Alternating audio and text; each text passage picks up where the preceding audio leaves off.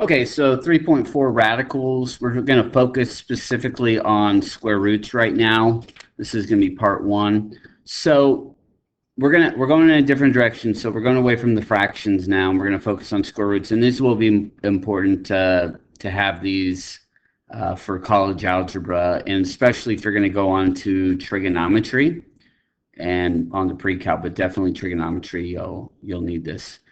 Okay, so let's start with what the reciprocal or the inverse operation of square root would be to square. So we're going to look at perfect squares.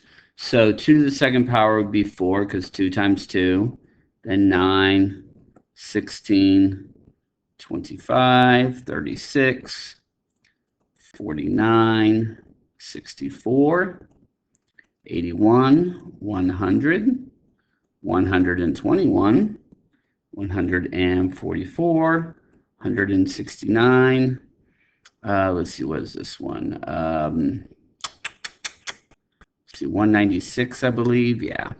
Then let's see, 15 squared is 225, and then 16 squared is 256. Okay. It's good to at least know, like bare minimum, you got to know to 100, okay? It would be good if you could know up to 256 or so, but if you don't, that's okay. We're not going to get too crazy. Most of them will be within 100, okay? So, but we could keep going if we really wanted to. All right.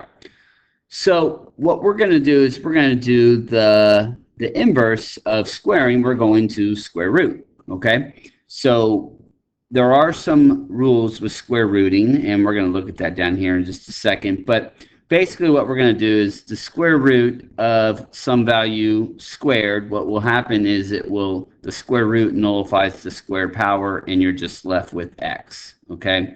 And so like right here, square root of 36 is 6. And the reason why, because you can write this 36 as a 6 squared, and then the square root is nullifying the square power, and you're left with a 6. Now, there are some special conditions on this. It'll be pretty straightforward, but let's go ahead and look at some of that down here. So right here, so in general, we do that's called the nth root right here. The nth root of a is the number whose nth power equals a. That is, basically what we're saying here is that if the nth root of a equals b, that means that b to that power equals a. So like right here, our answer was 6. That's our b value, right? And so if I take that power right there, and the nth root, if it's not listed, it's understood as a power of 2 or index of 2. So if I would be squaring it. So 6 squared equals 36. So that's following this pattern right here, okay? So the nth root of a, the number n is known as the index. Okay, so that's the definition. It's known as the index or order of the radical. Okay, the actual sign is called a radical sign, and the value inside is known as the radicand. And then the whole thing is just known as a radical. So the whole expression, we call it a radical, and then those are the pieces of the radical. Now it says we could write the square root of a, you could list the index, but instead it's the most common one we use, so it's understood if you leave it blank. And so that's what we're going to do. If you want to put it there, that's fine, but we're going to leave it blank. Now, in this section we won't see any of these, but eventually we're going to do stuff like cube roots and fourth roots and so on. But for now, we're just going to focus on square roots, and so it's not necessary to include the index. Okay, if we look at number 3, it's very identical to number 1, but I have a negative sign right here, okay? And so that negative's on the outside. What that really is saying is -1 times the square root of 36. So all you're doing is multiplying your result by -1. So the 6 gets multiplied by -1, so the answer is -6 for number 3. Now, on number 5, there's a big difference here because the negative is part of the radicand inside the radical sign. So that's an interesting question. So think about this. What does this equal? Whatever I'm looking for. Actually, let's say it equals A. Let's just say it equals A. Or let's be consistent with what they did. They used to B. So let's say it equals B. So what I'm looking for is B to what power would give me a negative 36. That's what we're asking here. That's what I'm looking for, okay? And for right now, that seems actually like an impossible question because you're asking when you square something, how do I get negative 36?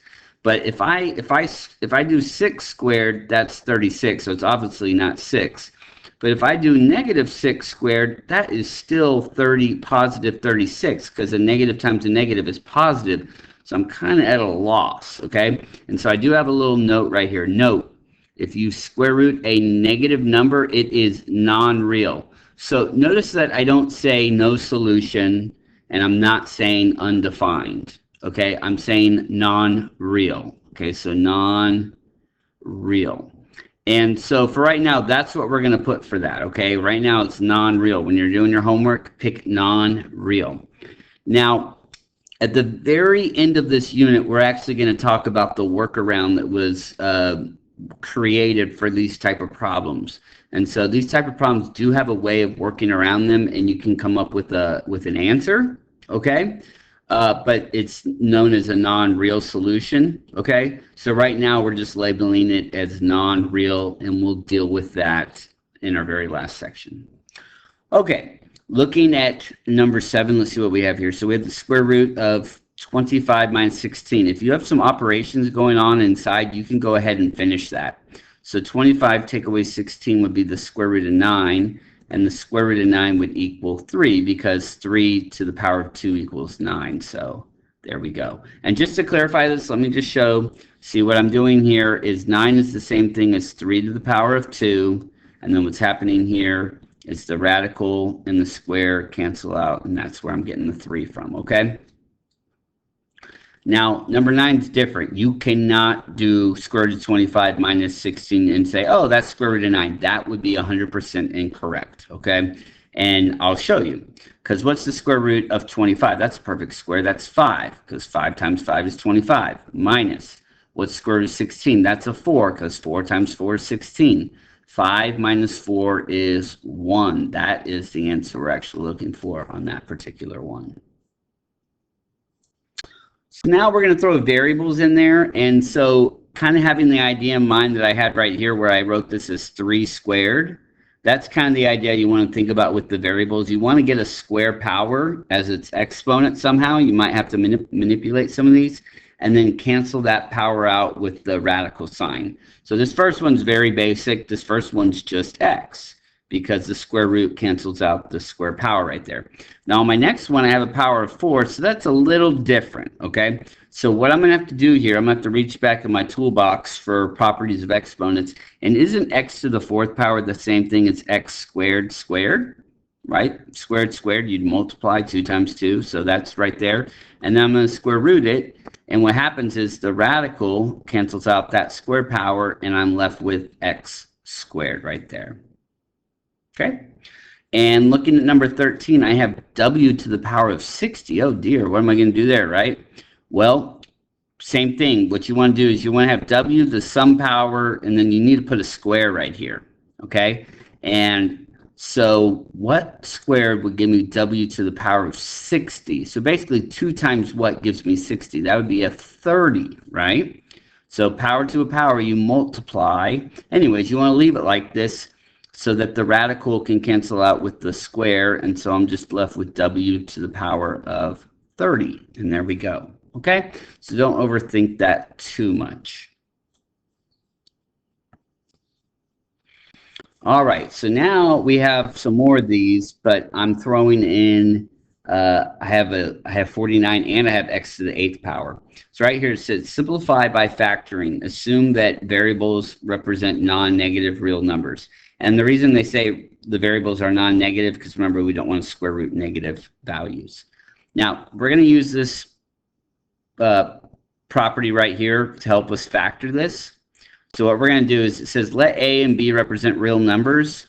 Okay, so if you have the square root of A times B, you can break them apart and they can have their own radical signs, okay? And so that's what I'm going to do with number 14. What I'm going to do here is I'm going to break this apart into the square root of 49 times the square root of x to the power of 8. And now what I can do is just focus on each one individually. Well, the square root of 49 is going to be 7, and then the square root of x to the 8th power, I can manipulate that into x to the 4th squared, right? So see, power to a power would multiply to give me 8. But I did that so that the square root can cancel out with the square power. And so I'm left with 7x to the power of 4. All right. Now moving forward, let's see what we have here. We have the square root of 8. Oh, well, I can't take the perfect square of that, okay? Now what I could do, if you want to, you could put it in a calculator, but that answer is an estimate. It's not the exact answer. And so we're going to want exact answers. So we're actually not going to be able to use a calculator to help us if we want to do that, okay? So to simplify a radical, break, basically factor the radicand into parts that are perfect squares. So what I'm going to do here is, if I look right here, 8, I want to see if one of my perfect squares, if I could break that into one of my perfect squares. Now, just a little recap. Our perfect squares, that was what we did on the first page right here. 4, 9, 16, 25, 36, 49, and so on. You might want to have that list in front of you, okay? You might want to just write those down and have those in front of you. And so what we're going to do here is we're going to try to figure out, can 8 break up into one of those? Now here's where you might want a calculator. You just start dividing 8 by your perfect squares. And so 4 does divide into 8. So what I can do is I can break this up into 4 times 2. 4 times 2 is 8. And then using this property up above, right here, I can go ahead and break it up into the square root of 4 times the square root of 2. And then I can actually evaluate the square root of 4. The square root of 4 is 2, and then I have square root of 2 right here. Okay? Okay, so let me just say, this is going to take time. I mean, this was a very simple one, and still, if it's the first time you've ever seen this, it might be a little confusing, okay? And so let me just preface this with saying it's going to take a lot of practice if you've never done this, because as you can see, look at number 20. They're going to get complicated, okay? So just kind of prepare for that. Just plan. You're not going to learn this in a day. You need to make sure you can devote a couple days to this, okay? So looking at 18, you're going to want to break that up. So let's see. You want to start with a number like close to being half of 18. And so actually 9. 9 is going to work great. So I'm going to break this up into the square root of 9 times the square root of 2. So you see, I went ahead and broke them up and gave them their own house. So I skipped that first step right there, and you're more than welcome to do that, okay? And then what I can do here is I can square root the 9, which is a 3, and then I'm left with square root of 2 right there, okay? And I just want to show you in the calculator that is those two. These are equivalent. This is equivalent. It's the same thing. So let me just show you real quick. So in my calculator, if I put in square root of 18, enter, so see it's 4.24, blah, blah, blah. And if I put 3 times the square root of 2, 3 times square root of 2, it's the exact same answer, okay? But we don't like to really do decimals, okay? So just keep that in mind, that we're always going to want real answers, okay? Now, this is a question that a lot of times they'll put on SAT tests, so I just kind of want to pose this and let you think about this for a second.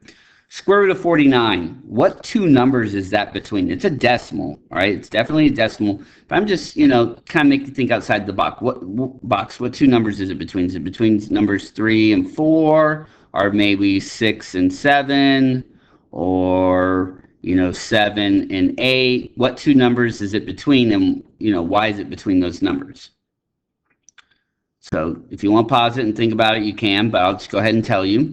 The answer is going to be it's between 6 and 7, because the square root of 36 is 6 and the square root of 49 is 7.